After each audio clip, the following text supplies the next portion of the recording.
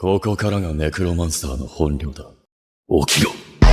Halo penggemar anime solo leveling, kembali lagi bersama saya di channel Zero Anime. Gimana nih kabar Om dan Tante-Tante? Apakah kalian semua sehat? Kalau sehat, alhamdulillah ya. Mimin juga sehat ya, walaupun masih saja belum mendapatkan janda anak yang ke-30. Nah, setelah kita menyaksikan pertarungan Suho ketika melawan ketiga monster demon, hingga berhasil mengalahkan mereka secara persatu-satu, dan langkah selanjutnya yang akan ia lakukan pada saat ini, ia akan melawan si Leminsung yang menjadi ketua guild yang bernama Guild Reaper. Tapi sebelum lanjut ke videonya, alangkah baiknya Om dan Tante-Tante subscribe dulu lah channel Mimin, biar aku lebih semangat lagi bikin videonya, dan semoga kalian selalu diberikan kesehatan.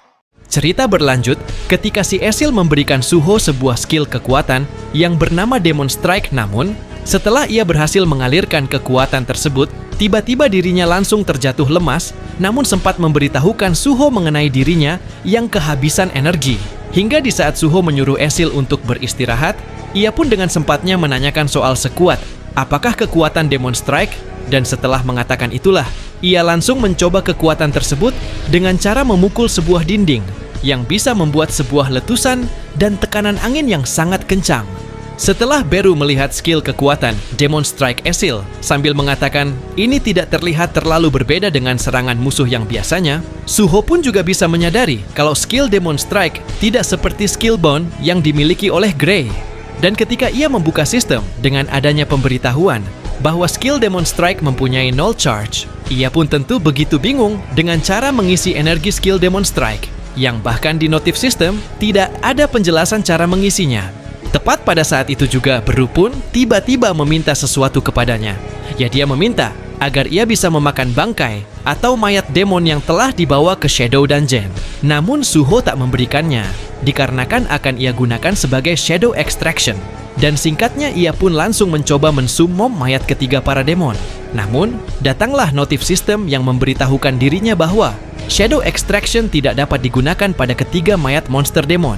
Penjelasan selanjutnya juga singkat, bahwa mana dari mayat ketiga monster demon telah terkontaminasi, yang bahkan Beru juga sempat memberitahukan mengenai dirinya yang juga tak bisa mengekstrak demon yang memiliki jiwa setelah terkontaminasi. Hingga di saat itulah si Suho menyuruh Beru untuk memakannya saja. Dan singkatnya ketika Suho menghampiri si Esil sambil menyuruhnya untuk meminum healing potion agar bisa memulihkan energi. Bahkan Suho juga menjelaskan bahwa Esil bisa menggunakan kota Shadow Dungeon dengan bebas, namun pada akhirnya Suho pun juga menunjuk si Esil sebagai master di domain Shadow Dungeon. Bertepatan dengan momen itu juga, setelah Beru telah usai memakan mayat ketiga monster demon, ia pun langsung mengeluarkan perkataan, namun dengan memberitahukan mengenai dirinya yang telah menemukan petunjuk soal Apostle Itarim di ingatan para demon. Mendengar hal tersebut tentu membuat Suho begitu kaget. Dan singkatnya Beru pun mencoba menjelaskan dengan apa yang ia lihat di ingatan para demon. Sebelum kumulai, ada informasi yang perlu kalian tahu. Stardust tersebar di bumi, dan Mistborn adalah magic beast dari luar bumi. Dengan ekspresi yang begitu dikejutkan, Esil dan Suho bertanya, jadi maksudmu Stardust tidak hanya tersebar di neraka, dan apakah Mistborn tidak berasal dari bumi? Sambil menunjuk si Broki, Beru pun kembali menjelaskan, entah apakah ini karena murni kebetulan atau memang takdir, para demon yang kumangsa terhubung dengan Broki. Dengan kata lain, Guild Hyena di Gunung Guanak. Para demon mendapatkan manusia dari Guild Hyena yang kemudian diubah menjadi Mistborn yang akan digunakan sebagai bahan dari Stardust. Mereka juga memproduksi Stardust pada banyak lokasi selain yang kita datangi tadi, dan semua lokasi itu disebut pabrik Stardust. Kesimpulannya, Guild Hyena menculik manusia, lalu Guild Reaper mengambil dan mengantar mereka ke semua pabrik. Kemudian, pabrik itu digunakan mereka untuk membuat Stardust. Sudah jelas bahwa Itarim ada di balik koneksi ketiga faksi ini. Lalu, ketika Beru kembali memberitahukan bahwa ada sosok manusia yang menciptakan sistem manufaktur Stardust, bahkan ada manusia yang membantu Apostle yang bernama Leminsung di Guild Reaper, Suho pun tentu langsung dikejutkan hingga tak bisa berkata apa-apa lagi.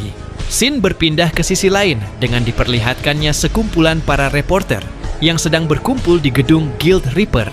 Dan pada saat Leminsung sudah keluar, ia pun diinterogasi dengan bertanya-tanya dengan apa yang terjadi pada investigasi asosiasi Hunter. Apa kau tidak tahu bahwa Guild Hyena yang didukung oleh Guild Reaper telah menculik warga? Terlebih lagi, ada banyak kasih di mana Hunter terbunuh pada Field Station Soul yang diurus oleh Guild Reaper. Apa pendapat Tuan soal itu?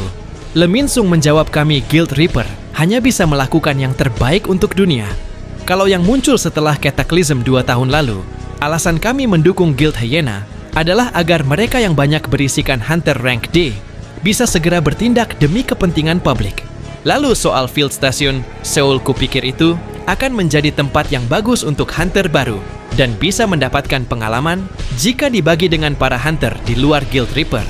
Aku tidak berpikir bahwa aksiku yang kulakukan dengan niat baik akan berakhir seperti ini. Sambil mengeluarkan ekspresi wajah yang begitu sedih, ia pun kembali menjelaskan, jika saja aku lebih memperhatikan manajemennya mungkin. Tidak ada orang yang akan kehilangan nyawa.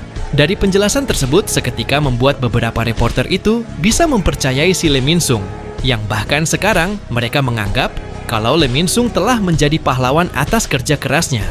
Pertanyaan-tanyaan itu pun juga terdengar oleh Le Min-sung sambil bergumam di dalam benaknya. Berakting seperti ini sangatlah mudah bagiku, yang pernah menjadi bintang terbaik di Asia. Sepertinya kemampuanku belum luntur. Mengingat dengan asosiasi Hunter Wojinkul yang menyuruhnya untuk pergi pada saat itu, ia pun bisa juga menyadari kalau asosiasi Hunter Wojinkul sepertinya belum mengetahui bahwa dirinya lah yang menjadi sumber dari pembuatan Stardust di pasar. Siapa sangka pada saat itu juga terlihatlah dengan pria misterius di belakangnya, yang bahkan mungkin sudah mendengar perkataannya tadi. Dan ternyata pria tersebut adalah si Suho. Suho yang melihat Le Min-sung untuk pertama kali, ia pun tentu langsung sampai bertanya-tanya kepada Beru soal apakah Beru bisa merasakan energi Itarim dari Le Min-sung. Setelah Beru telah menjawab pertanyaannya dengan mengatakan, tidak di momen itulah ia tiba-tiba berniat ingin menghajar Le Min-sung. Namun entah kenapa Beru melarangnya sambil berkata, aku tahu kau bisa mengalahkan banyak musuh yang kuat. Tapi kali ini, aku harus menghentikanmu meski aku harus bertaruh nyawa. Tepat ketika ia kembali memberitahukan soal mana yang dimiliki oleh Le Min-sung, pada saat itulah Le Min-sung menolehkan pandangannya ke belakang, yang bahkan sampai memancarkan aura sihir kekuatan yang begitu mengerikan. Dan siapa sangka selain menjadi ketua Guild Reaper, ternyata Le Min-sung juga menjadi seorang hunter yang memiliki rank A. Singkat cerita, ketika Le Min-sung sudah sampai di tujuan, sambil ditemani wanita Tobrut yang sedang memeluknya.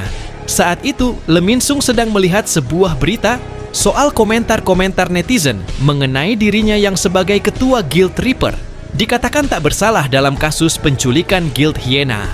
Bahkan, asosiasi juga menyatakan kalau dirinya tak bersalah, dan karena catatan keuntungan guildnya telah dipublikasikan secara umum, ia pun membuka Field Soul Station dengan tujuan akan membuka perkembangan untuk hunter baru. Selang beberapa detik kemudian, datanglah sosok gadis Tobrut bernama Madam. Dan setelah Madam mengatakan, kau seharusnya mengabariku jika kau akan datang. Di momen itulah ia seperti orang berkuasa karena langsung menyuruh rekan-rekan dari Le Min-sung untuk keluar dari ruangan tersebut. Di sini juga dijelaskan kalau Le Min-sung terlahir dengan sosok peran dan menjadi bintang Korea di tahun-tahun remaja, yang bahkan memiliki harga diri yang besar, meski harga dirinya itu hancur total setelah Great Cataclysm. Tapi Le Min-sung pun juga menjadi selebritis dan menjadi seorang hunter rank A. Le Min-sung bangkit sebagai salah satu dari hunter rank S yang langka di Korea, hingga kisah itu diposting pada berita dan pusat perhatian pun jatuh pada drivernya.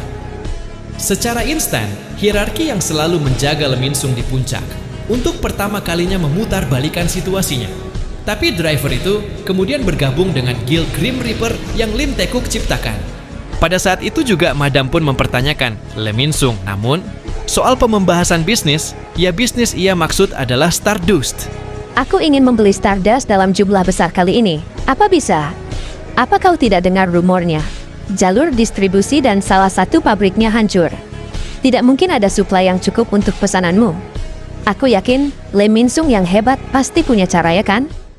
Mendengar hal tersebut sontak membuat Le Min-sung begitu termenung, sambil memberitahukan bahwa dirinya akan mencoba bicara dengan rekan bisnisnya. Scene berpindah ke sisi lain, yang dimana terlihatnya dengan sekumpulan monster goblin di dalam Shadow Dungeon, yang mereka sedang melakukan pertarungan yang begitu sengit. Berawal dari si Gray yang melancarkan serangan pemangsaan, di sisi Esil ia melancarkan serangannya dengan cara menebas bebas monster goblin. Begitupun juga dengan si Suho yang melancarkan serangan penebasannya secara beruntun. Singkatnya, ketika Suho telah usai mengalahkan kurang lebih dari 100 goblin, pada saat itulah Beru membuka pembicaraan. Young Monarch, dia pasti merasa tidak sabar setelah pembicaraan saat itu. Sedangkan di ruangan kota Shadow Dungeon, Beru pun kembali menjelaskan soal tujuan mereka untuk mendapatkan informasi soal Apostel Itarim dari Leminsung yang ada di puncak distribusi Stardust. Kita perlu berasumsi bahwa pertarungan akan terjadi saat kita mendatangi Leminsung. Mendengar hal itu tentu membuat Suho bertanya-tanya bagaimana caranya mereka akan mendapatkan informasi soal Apostel Itarim dari Leminsung. Beru menjawab, jika tidak memberitahu kita, maka aku akan memangsanya untuk mendapatkan informasi. Shadow Monarch mengizinkanku untuk memangsa manusia selama mereka teridentifikasi yang jahat. Tapi, itu hanya bisa dilakukan jika kita mengalahkan Leminsung. Saat kita mendatangi asosiasi Hunter, aku melihat banyak Hunter dari berbagai rank, tapi berdasarkan kemampuanku yang dapat mendeteksi kekuatan orang lain. Hingga setelah mengatakan, itulah Beru pun juga sempat menjelaskan bahwa Suho adalah seorang Hunter yang memiliki kekuatan seperti rank C, Gray rank D, dan Esil rank C. Bukan hanya itu saja, melainkan Beru juga menjelaskan jika Suho bergabung bersama Gray, kemungkinan besar si Suho dapat melewati kekuatan rank B. Walaupun meski juga ada perbedaan kekuatan pada rank yang sama, biasanya akan perlu 10 rank D untuk mengalahkan seorang rank C. Maka dari itu, ia pun juga menyatakan kalau mereka yang masih lemah untuk mengalahkan Guild Grim Reaper dan Leminsung yang mempunyai kekuatan sebesar rank I. Tepat pada saat itu juga Esil pun tiba-tiba menanyakan soal rank yang dimiliki oleh Beru. Mendengar itu Beru pun menjawab bahwa dirinya tak punya rank, melainkan menjadi seorang general di bawah Shadow Monarch. Sedangkan di sisi Suho yang terlihat begitu murung, muncullah notif sistem quest, yang dimana notif sistem itu berisi tentang dirinya yang telah mengalahkan 100 goblin, 10 goblin Decurion, dan 1 goblin Centurion. Maka dari itu setelah ia membuka hadiahnya, ternyata yang ia dapatkan hanyalah pemulihan status. Stats point sebesar 3 stack dan sebuah box random. Ia yang telah menyadari dengan hadiahnya yang begitu rendah, meskipun berhasil membunuh goblin dengan jumlah yang banyak, pada saat itulah ia langsung membuka hadiah box random dengan adanya sebuah item bernama Ash Ring, yang bahkan mempunyai tipe aksesoris sense sebesar 5 stack. Setelah ia memakai item cincin bernama Ash Ring, tentu membuatnya bergumam di dalam benaknya. Cincin yang meningkatkan stat sense sebanyak 5. Dan memburu demon juga hanya meningkatkan damage Vulcan Horn sebanyak 3%. Aku ingin bertambah kuat dengan lebih cepat, tapi tidak ada banyak cara untuk aku melakukan itu. Jika aku ingin naik level, kurasa aku perlu memasuki dungeon dan membunuh monster. Singkat cerita, setelah Suho telah keluar dari Shadow Dungeon sambil melihat berita tentang dirinya yang menjadi hunter rendah, ia pun mendapatkan panggilan soal orang-orang yang menghubunginya hanyalah untuk penggalian dan howler. Mengenai soal itu, ia pun juga bisa menyadari bahwa tidak mungkin ada orang yang akan menggunakan hunter rank E sepertinya untuk kelompok penyerang. Dan setelah ia pikir-pikir, jika ia menyusup masuk ke sebuah gate atau dungeon, menurut aturan asosiasi hunter itu adalah tindakan yang ilegal. Tepat setelah Bru mengatakan, bagaimana jika dievaluasi lagi di asosiasi hunter? Suho pun menyatakan kalau Awakening akan diumumkan pada homepage asosiasi Hunter. Jadi mungkin aku perlu menghindari itu. Karena aku tahu Apostel Itarim ada di bumi, aku ingin menghindari situasi di mana mereka tahu sial keberadaanku dan menggunakanku sebagai kelemahan ayahku. Aku belum bisa mengalahkan Leminsung jika kita juga berurusan dengan Apostel Itarim.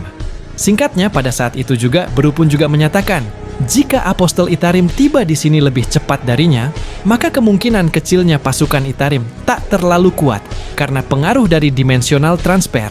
Tepat saat Suho tanya soal apakah dimensional transfer, Beru pun kembali menjelaskan, jika untuk makhluk luar bumi menggunakan dimensional transfer, maka mereka harus memiliki dimension crack yang bisa dikatakan sebagai dinding luar planet.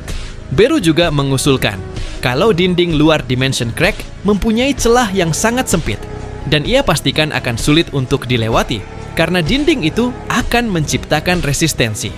Bahkan jika seseorang memaksa untuk memperlebar dinding luar, dinding akan pulih dengan sangat cepat, jadi akan perlu lebih banyak waktu dan energi untuk melakukan dimensional transfer bergantung pada sebanyak apa mana yang mereka miliki.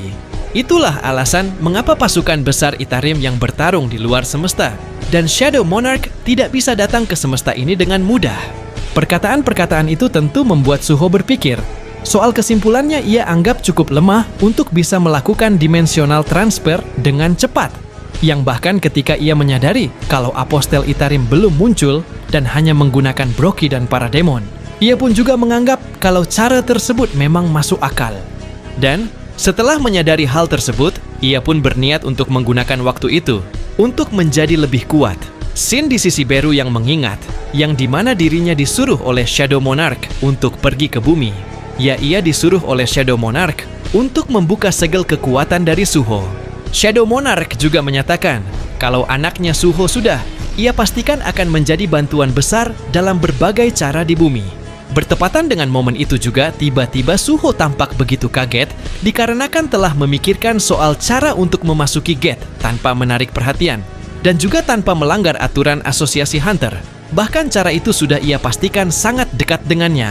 Sedangkan di sisi lain, terlihatlah dengan sebuah gedung apartemen pencakar langit yang dimana gedung tersebut berisi dengan beberapa user para Hunter kelas atas dan bisa disebut game virtual bernama Beautiful World. Game Beautiful World adalah game terbaik di dunia industri yang dibangun oleh putra bungsu dari sebuah keluarga bernama konglomerat. Bahkan, tidak ada yang membayangkan bahwa orang menciptakan game tersebut.